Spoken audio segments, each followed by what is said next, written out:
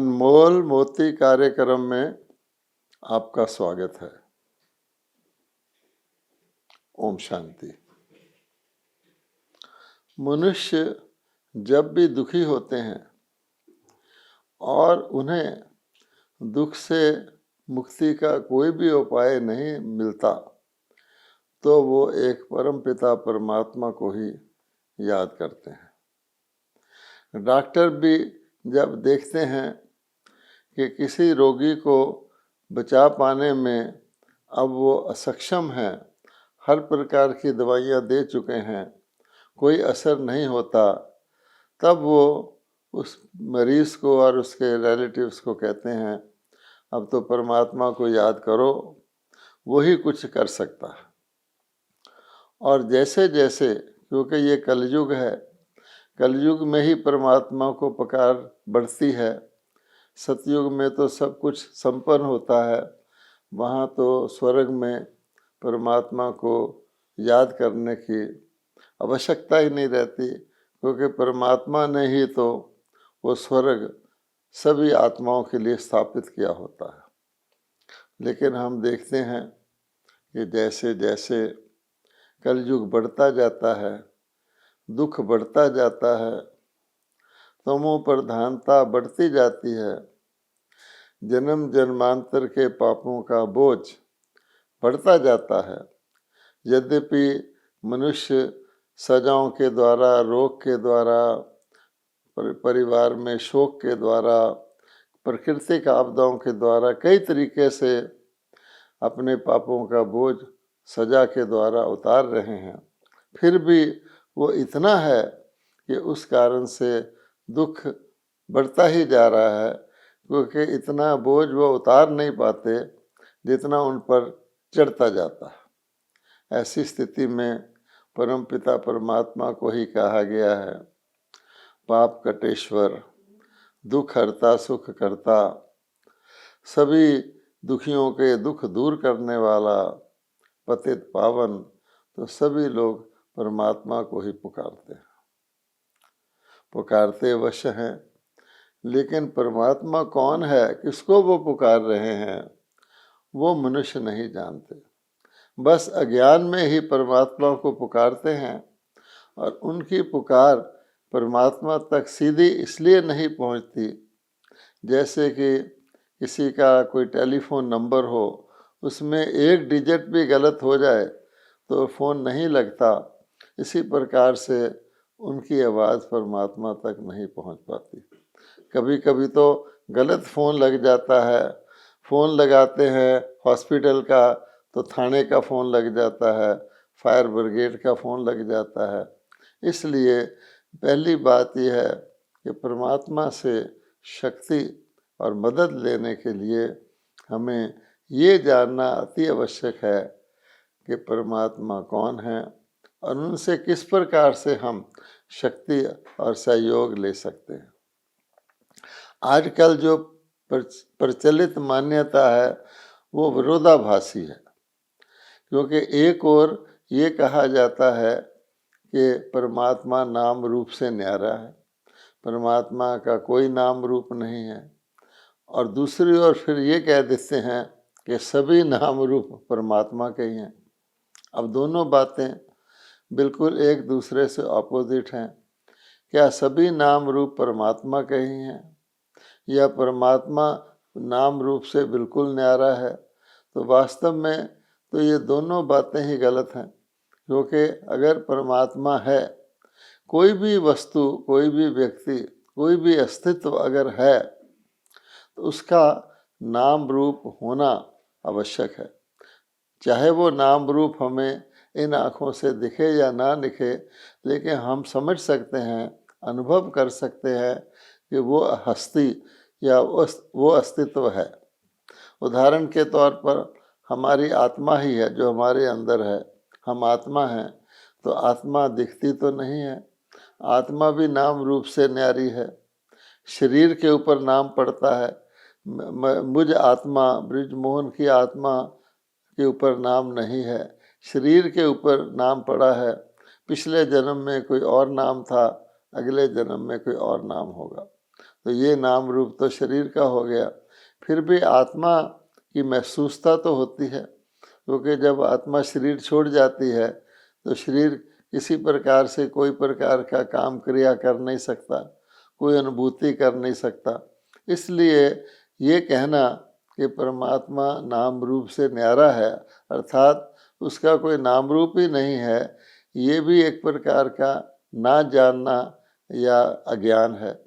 और ये कहना कि सभी नाम रूप परमात्मा के हैं, जब हम कहते हैं परमात्मा तो अन्य तो उससे अलग हो गए।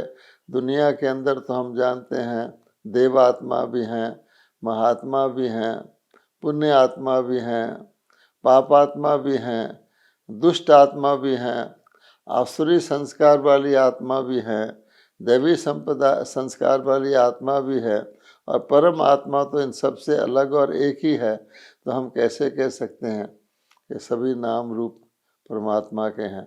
और अगर हैं तो फिर उसको ढूंढने की कोई आवश्यकता नहीं होनी चाहिए, हमको पता लग गया कि परमात्मा के सभी नाम रूप हैं। इसलिए इस बात को हमें गौर से विचार करना है कि परमात्मा जो है वो कौन है, क्या उनके कोई यादगार हमारे देश में या विश्व में कहीं पाए जाते हैं? तो आप देखेंगे कि क्योंकि परमात्मा को हमने अनेक बार पुकारा है। पिछले कल्प में भी जब बहुत दुख बढ़ा था, भक्तों पर भारी भीड़ पड़ी थी, तो हमने परमात्मा को पुकारा था। और गीता में स्वयं भगवान के महावाक्य है कि जब जब अति धर्म ग्लानि होती है, पाप का घड़ा भरता है, दुख अति हो जाता है, तो मैं ही आकर के सत्य धर्म की अर्थात श्रेष्ठता की पुनर्स्थापना करता हूँ। तो ज़रूर पुकारा है, उन्होंने ये कर्तव्य किया है, जिसका एक स्मारक भगवत गीता के रूप में भी उपस्थित है। और साथ साथ देखना होगा कि उनके यादगार भी भारत में कहीं हैं, तो आप पाएंगे। एक बात खास नोट करने की है, क्योंकि इससे हम परमात्मा और अन्य के फर्क को भी जान सकते हैं, और परमात्मा का नाम रूप कैसा है उसके स्मारक से हम जान सकते हैं, और अच्छी तरह से समझ सकते हैं कि परमात्मा कौन है, उनसे कब और क्या प्राप्ति होती है। इसलिए आप देखेंगे कि भारत के अंदर शिव के अनेक मंदिर हैं, शिव की अनेक प्रतिमाएं हैं। मुख्य मंदिर तो शिव के अति प्रसिद्ध हैं, और आप जानते हैं कि अमरनाथ में भी शिव का मंदिर है, यादगार है, जहाँ कहते हैं कि बर्फ़ का शिवलिंग अपने आप बन जाता है। उसको लोग बर्फानी बाबा भी कहते हैं। अमरनाथ है लेकिन मंदिर शिव का है। इसी प्रकार से बहुत प्रसिद्ध मंदिर सोमनाथ का है, तो जिसको कहते हैं कि इतना उसके अंदर धन था कि बाहर के आक्रमणकारी ऊँट भराकर कई बार वहाँ से धन ले गए। तो जिसने बनाया होगा वो कितना धनवान होगा। सोमनाथ का भी प्रसिद्ध शिव मंदिर है। इसी प्रकार से विश्वनाथ का, काशी विश्वनाथ कहते हैं, वहाँ भी शिव मंदिर है। ऐसे ही जगन्नाथ, महाकाल, रामेश्वरम, गोपेश्वरम, यानी राम जी के यादगार में भी शिव का मंदिर बना हुआ है। गोपेश्वरम वहाँ कन्याकुमारी में, और गोपेश्वर नाम से मथुरा के अंदर भी शिव का मंदिर बना हुआ है। और यहाँ तक कि हर जगह हम देखेंगे कि गांव-गांव में भारत में लाखों शिव मंदिर पाए जाएंगे। तो वो शिव कौन है? तो हम जानते हैं भारत में ये बात अति प्रसिद्ध है कि शिव ही परमात्मा है। उस शिव मंदिर में जिसमें जो प्रतिमा रखी रहती है, वो ना तो किसी पुरुष की है, ना किसी स्त्री की है, ना किसी देवी देवता की है, वो तो निराकार स्वरूप की है। और भारत में कहा गया है शिव परमात्मने नमः। और ज़्यादा इस बात को स्पष्ट करना हो तो आप देखेंगे कहा जाता है ब्रह्मा विष्णु शंकर, जो तीन सर्व उत्तम सूक्ष्म देवता हैं, उनके लिए क्या कहा जाता है उनकी वंदना में? ब्रह्मा देवाय नमः, विष्णु देवाय नमः, शंकर देवाय नमः। शंकर को वैसे महादेव भी कहते हैं, देवता रूप में बताया गया। शिव परमात्मा ने नमः, तो केवल और केवल निराकार शिव को ही परमात्मा नमः कहा गया है। और भारत में ज्योतिर्लिंग के प्रसिद्ध मठ हैं, और जो भी वास्तव में बताते हैं कि परमात्मा का ज्योति स्वरूप है, लेकिन उनकी जो प्रतिमा है कहीं बर्फ़ की बनती है, कहीं हीरे की बनती है, कहीं और प्रकार से मार्बल की बनती है, कहीं सफ़ेद बनती है, कहीं काले पत्थर की बनती है, लेकिन उसको शिव की प्रतिमा ही कहते हैं और उन मंदिर को शिवालय कहते हैं। और शिवालय अन्य मंदिरों से अलग थलग होता है। देवी देवताओं के मंदिर, श्री राधे कृष्ण के मंदिर, श्री राम सीता के मंदिर, श्री लक्ष्मी नारायण के मंदिर, अन्य भी हनुमान जी के, गणेश जी के मंदिर इत्यादि अलग होते हैं। और ये परमात्मा का जो शिवालय या जिसको शिव मंदिर कहते हैं, अब आप देखिए उनकी जो गायन वंदना होती है उसमें क्या कहा जाता है। उसमें कहा जाता है तुमेव माता च पिता तुमेव। भगवत गीता के शुरू में ही ये बात परमात्मा की स्तुति में कही गई है, तुमेव माता च पिता तुमेव, कि तुम माता पिता हो। तमेव बंधु च सखा तमेव हो, यानी भाई और मित्र भी आप ही हो। फिर तमेव विद्या द्रविणम तमेव हो, और अंत में ये कहा जाता है तमेव सर्वम मम देव देव हो, कि देवों के भी देव हे परमात्मा आप हम सभी संबंधों से मेरे हो। अब ये जो महिमा गाई जाती है ये केवल शिव निराकार के ऊपर ही लागू होती है, क्योंकि आप देखेंगे कि अन्य किसी को, मान लो हनुमान जी के आगे कोई जाके कहे तो मैं माता च पिता तुम्हें, या गणेश जी के आगे कहे, वो बात तो बैठती ही नहीं है। और अगर श्री लक्ष्मी नारायण के आगे भी जाके कहें तो मैं माता च पिता तुम्हें, वो तो अपनी संतान के माता पिता हैं। फिर तुम्हें सर्वम मम देव देव, वो तो किसी भी देवी देवता के लिए हम नहीं कह सकते। इसलिए यद्यपि हर वर्ष भारतवासी शिवरात्रि भी मनाते हैं, शिव परमात्मा नमः भी कहते हैं, पूजा पाठ भी करते हैं शिव का अच्छी तरह से।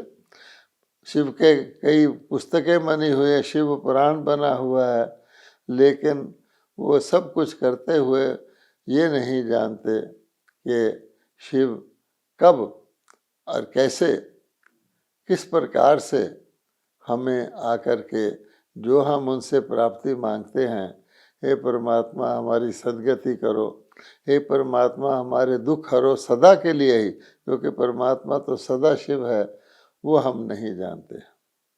अब इसी प्रकार से एक तरफ हम शिव की पूजा करते हैं, शिवरात्रि मनाते हैं, शिव के बारे में नहीं जानते हैं, उनको परमात्मा नमः भी कहते हैं। इसी प्रकार से आगे आइए तो हम श्री लक्ष्मी नारायण के मंदिर में जाते हैं। तो भारत में लक्ष्मी नारायण के अनेक मंदिर हैं। यद्यपि आजकल मंदिर बनवाने वाले का नाम उस मंदिर पर रख दिया जाता है। जैसे दिल्ली में लक्ष्मी नारायण का एक बहुत बड़ा मंदिर है, बड़ा प्रसिद्ध मंदिर है, लेकिन वो बिरला सेठ ने बनवाया था, इसलिए वो बिरला मंदिर के नाम से प्रसिद्ध है। उसके अंदर मूर्ति तो श्री लक्ष्मी श्री नारायण की है।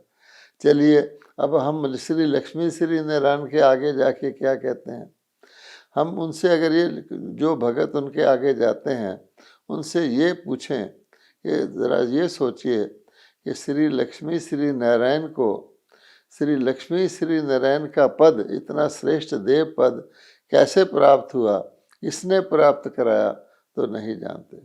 यद्यपि वो कहते हैं कि गीता ज्ञान परमात्मा का दिया हुआ ज्ञान, यानी परमात्मा ही नर से श्री नारायण और नारी से श्री लक्ष्मी बनाता है। सत्यनारायण की कथा भी प्रसिद्ध है, लेकिन वो कथाओं के अंदर भी आप जाएंगे तो कथा है ही नहीं।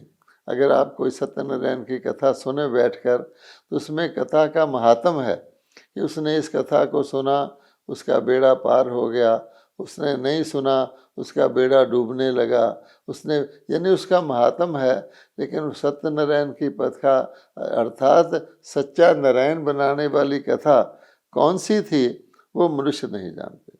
इसी प्रकार से तो ना ये जानते हैं कि श्री लक्ष्मी श्री नारायण को या श्री राधे श्री कृष्ण श्री राम श्री सीता को किसने बनाया देवी देवता, ये भी नहीं जानते। और परमात्मा शिव से हमको क्या प्राप्ति होती है, जो उनके हम मंदिर बनाते हैं, उनको परमात्मा नमः कहते हैं, उनकी पूजा करते हैं, वो भी नहीं जानते। अब परमात्मा कहते हैं कि इसी प्रकार से मनुष्य आत्माओं के जो सृष्टि चक्कर में जन्म होते हैं, क्योंकि मनुष्य आत्माओं के सतयुग में देवी देवताओं के रूप में जन्म होते हैं, पुनर्जन्म भी वैसे ही होते हैं, त्रेता में भी देवी देवताओं के रूप में भी जन्म होते हैं, द्वापर में देवता पुण्य क्षीण हो जाते हैं तो उनके ऋषि मुनियों रजोगुनी मनुष्यों के रूप में जन्म होते हैं। अर्थात ये जो सारा चक्कर है 84 जन्मों का, जिसको सुदर्शन चक्कर भी कहा गया है, उसका ज्ञान भी परमात्मा कहते हैं मनुष्य भूल चुके हैं। वो सुदर्शन चक्र को कोई हिंसक शस्त्र समझते हैं, ये नहीं समझते कि परमात्मा जो ज्ञान के सागर हैं, जो गीता के भगवान हैं, उन्होंने मनुष्य आत्माओं को सृष्टि चक्र में 100 का दर्शन कराया था कि सृष्टि चक्र में आप आत्माएं कितने जन्म लेती हो, ये चक्कर कैसे पूरा होता है, कैसे हूबहू पुनरावृत्त होता है, ये ज्ञान नहीं बताते हैं। इसलिए परमात्मा कहते हैं कि एक बात तो मनुष्य सहज समझ सकते हैं, और वो ये है कि परमात्मा मनुष्य आत्माओं को परमात्मा ही लक्ष्मी नारायण जैसे परफेक्ट देवी देवता बनाते हैं। यहाँ ये सोचने की बात है, समझने की बात है कि मनुष्य परमात्मा तो नहीं बन सकते, लेकिन मनुष्य श्रेष्ठ देवी देवता श्री लक्ष्मी श्री नारायण जैसे बन सकते हैं। इसलिए कहा गया है परमात्मा शिव के द्वारा दिया हुआ ज्ञान, जिसको हम सच्चा गीता ज्ञान कह सकते हैं, जो भगवान ने दिया, उसके द्वारा मनुष्यों को सबसे उत्तम देवी देवता पद की प्राप्ति होती है। इसीलिए परमात्मा को हम गॉड शिवा कहते हैं और श्री कृष्ण को लॉर्ड कृष्णा कहते हैं। क्योंकि मनुष्य ये नहीं जानते कि श्री राधे श्री कृष्ण ही स्वयंवर के बाद, ताजपोशी के बाद सतयुग में श्री लक्ष्मी श्री नारायण कहलाते हैं। श्री कृष्ण को वैसे पीपल के पत्ते पर सागर में तैरता हुआ भी दिखाते हैं, लेकिन आज इस बात का अर्थ लोग भूल चुके हैं कि श्री कृष्ण ही सतयुगी विश्व के प्रथम महाराज कुमार हैं। और मनुष्य गाते रहते हैं, श्री कृष्ण गोविंद हरे मुरारे, हे नाथ नारायण वासुदेव। यानी श्री कृष्ण ही श्री नारायण है, श्री लक्ष्मी श्री नारायण ही बचपन में श्री राधे श्री कृष्ण हैं, और श्री राधे श्री कृष्ण ही ताजपोशी और स्वयंवर के बाद श्री लक्ष्मी श्री नारायण बनते हैं। ये बात भी मनुष्य भूल चुके हैं। अब प्रश्न पैदा होता है कि परमात्मा मनुष्य आत्मा को, साधारण मनुष्यों को, नर को नारायण और नारी को श्री लक्ष्मी कैसे बनाते हैं, किस विधि से बनाते हैं। तो भगवान कहते हैं कि ये भी मेरा जो मैंने कार्य किया था उसका भगवत गीता में इसका थोड़ा बहुत उल्लेख आज भी उपलब्ध है कि परमात्मा ब्रह्मा जी के द्वारा यज्ञ रचते हैं। गीता का एक पूरा अध्याय है जिसमें बताया गया है कि कल्प के आदि में ब्रह्मा जी के ने एक ज्ञान यज्ञ रचा, जिससे देवता उन्नत हुए और वृद्धि को पाए। अब ये वो यज्ञ कोई अग्नि का यज्ञ नहीं था, लेकिन परमात्मा आकर के, ज्ञान यज्ञ का अर्थ है परमात्मा आकर के धरती पर ज्ञान देने के लिए मनुष्य आत्माओं को गीता ज्ञान सुनाने के लिए एक ईश्वरीय विश्वविद्यालय खोलते हैं, जहाँ परमात्मा उन मनुष्य आत्माओं को पहले ब्राह्मण बनाते हैं, अर्थात उनसे पवित्र रहने की प्रतिज्ञा कराते हैं, उनको द्विज बनाते हैं, उनको मर्द जीवा जन्म देते हैं, जिसका अर्थ होता है कि पिछले जन्म में वो ब्राह्मण नहीं होते, कलयुगी मनुष्य होते हैं, लेकिन भगवान उनको अडॉप्ट करके उनको धर्म के बच्चे बनाकर उनको गोद लेकर, कहा भी गया है कि ब्राह्मण ब्रह्मा जी के मुख से निकले थे, तो वो उनको बना करके परमात्मा उनको ज्ञान देते हैं। और जिस कारण से मनुष्य देवता नहीं रहे वो है पतितपना, अर्थात देवता पावन थे, मनुष्य पतित हैं। देवता पूज्य थे, मनुष्य पुजारी हैं। देवताओं के अंदर 5 विकार नहीं थे, संपूर्ण निर्विकारी थे, सर्वगुण संपन्न थे। मनुष्यों के अंदर 5 विकार आ गए हैं। तो भगवान आकर के कहते हैं, गीता में साफ साफ कहा है कि आसुरी संपदा होता है, एक दैवी संपदा होता है। तो दैवी संपदा अर्थात देवता जो भगवान ईश्वर रचते हैं उनको ईश्वरी संपदा बनाते हैं। धीरे धीरे पूरा सृष्टि चक्कर घूमते घूमते आधे चक्कर के बाद उनके अंदर आसुरी अवगुण ये 5 विकार आ जाते हैं। अब भगवान कहते हैं, प्रश्न पैदा होता है, ये परमात्मा ये कार्य कब करते हैं? मनुष्य तो ऐसे समझते हैं कि कभी भी कोई भगवान को याद करे उसकी सदगति हो सकती है। ऐसा नहीं है। सृष्टि चक्कर पर आत्माओं के आने का भी टाइम है और उसके उनसे वापस जाने का भी टाइम है। किसी वृक्ष में भी आप देखते हैं, बीज से जब पौधा पैदा हो जाता है तो उसमें बढ़ोतरी होती है, उसमें शाखाएं निकलती हैं, तना निकलता है, पत्ते फूल फल निकलते हैं। उस वक़्त वापस जाने का सवाल नहीं होता। लेकिन जब वृक्ष की आयु पूरी हो जाती है, वृक्ष पूरा सूख जाता है, तभी सारा वृक्ष लय हो जाता है। तब भगवान भी कहते हैं कि मैं भगवान हूँ, ऑलमाइटी हूँ, सर्वशक्तिमान हूँ। मैं सृष्टि में वंस फॉर ऑल आता हूँ, यानी एक ही बार आता हूँ और सबके लिए आता हूँ, क्योंकि मैं सबका परम पिता हूँ। और मेरे आने का पर्पज़ क्या होता है?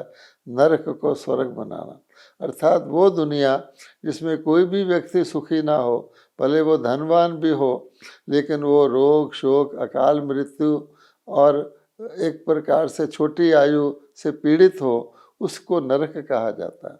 अब भगवान ने ये बताया है कि नरक के कारण क्या है? काम क्रोध लोभ नरक के द्वार गीता में बताए गए हैं। तो सभी मनुष्य आत्माएं जब काम क्रोध लोभ से पीड़ित हो जाती हैं और ये दुनिया नरक तुल्य बन जाती है, उनके कर्म विकर्म बनने शुरू हो जाते हैं, तो भगवान आते हैं और बताते हैं कि तुमने अपने आप को शरीर मानना शुरू कर दिया द्वापर से। गीता में कहा गया है कि रजोगुण से ही काम विकार पैदा होता है और रजोगुण द्वापर में होता है। सृष्टि सतो रजो और तमो से पास ऑन करती है। तो जब तमो में आ जाते हैं उस वक़्त भगवान कहते हैं, मैं आकर तुमको ज्ञान देता हूँ कि वास्तव में तुम शरीर नहीं हो, तुम आत्मा हो, तुम अविनाशी हो। शरीर तो मृत्यु को प्राप्त होने वाला नश्वर है। और इसलिए फिर मनुष्यों ने इस ज्ञान को ना समझ करके 2 युगों से जो कुछ भक्ति करते आए हैं उसमें अनेक कथाएं बना ली। उन कथाओं में एक प्रसिद्ध कथा नारद की कथा है। वहाँ बताया जाता है कि नारद जी हर वक्त जहाँ जाते थे मुख से नारायण नारायण कहते रहते थे। अब मुख से नारायण नारायण कहते रहते थे, तो जब लक्ष्मी जी के स्वयंवर की बात आई, क्योंकि लक्ष्मी जी का स्वयंवर तो श्री नारायण से ही होना था, तो नारद जी भी स्वयंवर के लिए पहुँच गए। लेकिन वो मुख से ही नारायण नारायण कहते रहे, नारायण जैसे दैवी गुण उन्होंने धारण नहीं किए। फिर वहाँ पर एक आईना लगा हुआ था जिसमें उन्हें अपनी जगह बंदर की शक्ल नजर आई। अर्थात भगवान कहते हैं कि वो जो विकारी बंदर की प्रवृत्तियाँ थी उनमें कायम थी। मुख से केवल नारायण नारायण कहते थे, परफेक्ट नहीं बने। तो भगवान कहते हैं, मैं तो अगर गीता की बजाय रामायण की तरफ आप देखें, मैंने तो बंदर सेना ली थी और बंदर सेना से रावण की लंका पर विजय प्राप्त कराई थी। रावण मैंने 5 विकार और उनको मंदिर लायक बनाया, उसका यादगार हनुमान के रूप में रखा हुआ है कि देखो वो मंदिर में उसकी पूजा हो रही है। लेकिन नारद जी तो वो धारणा में नहीं रहे। इसलिए भगवान कहते हैं, मैं आकर के तीनों लोकों का ज्ञान, क्योंकि मैं त्रिलोकीनाथ शिव हूँ, तीनों कालों का ज्ञान, क्योंकि मैं त्रिकालदर्शी शिव हूँ। शिव पर त्रिपुंडी भी बनाते हैं इसकी यादगार निशानी। और मैं सृष्टि चक्र अनादि कैसे घूमता रहता है इसका ज्ञान बच्चों को देता हूँ। और खुशी की बात यह है कि वर्तमान समय वो काल इस समय पुनः चल रहा है और परमात्मा आकर के इस घोर कलयुगी तमो प्रधान दुख की दुनिया में आकर के मनुष्यों को ज्ञान देकर कि तुम शरीर नहीं आत्मा हो, आत्मा में 5 विकार आ गए हैं, उनको जीतने के लिए मैं तुम्हें शक्ति देता हूँ। मेरी याद में रहो, आत्मा समझकर परमात्मा की, जिसको मनुष्यों ने योग कह दिया है, वो कार्य मैं करवा रहा हूँ। तो इस समय एक गोल्डन अपॉर्चुनिटी है, यूँ कहें कि डायमंड अपॉर्चुनिटी है। हीरे तुल्य हमारा जीवन बन सकता है, कौड़ी तुल्य से, अगर हम इस बात को समझें, परमात्मा के मैसेज को समझें और वर्तमान समय के महत्व को जानकर अपने जीवन को परिवर्तित करें। ओम शांति।